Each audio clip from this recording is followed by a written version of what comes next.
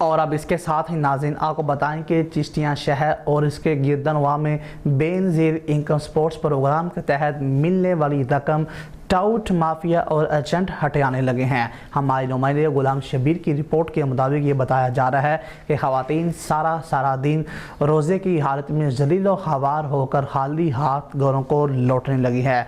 मुस्तहिक़ ख़वातीन का ये कहना है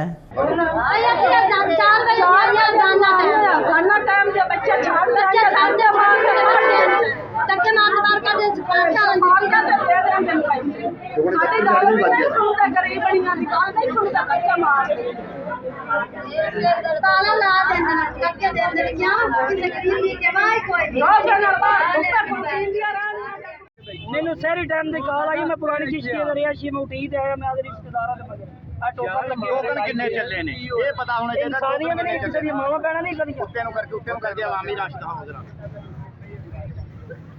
सब इधर सिफारिश चलती पई है, सब को सिफारिशा के बंदे अंदर वाड़ी जाते हैं। कोई तरीका इंसानियत है, किसी की इंसानियत कोई नहीं है भाई।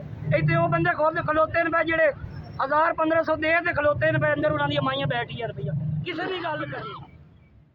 ख़वातीन का ये कहना है कि हमें टोकन देकर इंतज़ार करने के लिए कहकर साइड पर खड़ा कर दिया जाता है और एजेंट के ज़रिए आए हुए शनाख्ती कार्ड वालों को बेनज़ीर इनकम स्पोर्ट्स की रकम दे दी जाती है। पैसे लेने के लिए बाहर खड़े टाउट हमसे 1000 रुपया लेते हैं और टेलर हजरात भी मुख्तलिफ़ किस्म के हिले बहाने लगा कर कभी 200 से लेकर 500 तक रख लेते हैं।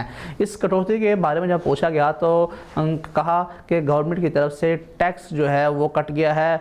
हमने मुतादिद बार मुतल्लिका इंतज़ामिया को भी आगाह किया गया मगर इंतज़ामिया टच से मस न हुई है।